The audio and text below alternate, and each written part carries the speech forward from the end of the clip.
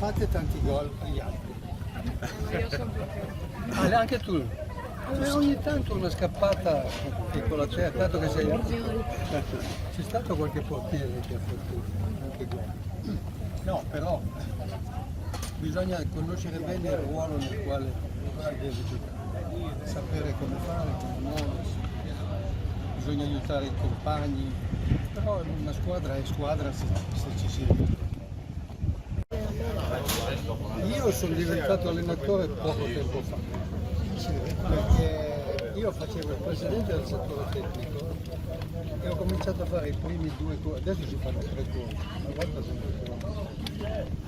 E quella volta stupidamente non l'ho fatto,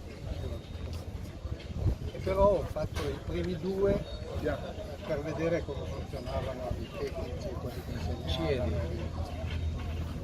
E poi ho deciso di fare anche l'ultimo, perché questo era il metodo di questa attività. Tavecchio, che era presidente della federazione italiana, è stato artefice della presidenza di Ceferi. Grazie a lui è diventato.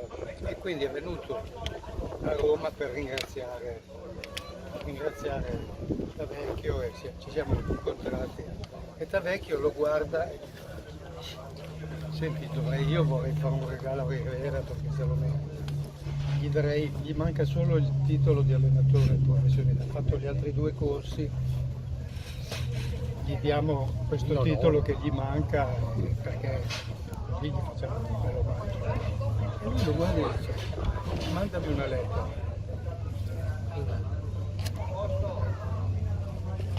E allora gli ha scritto una lettera chiedendogli queste cose e lui gli ha risposto che non si può fare.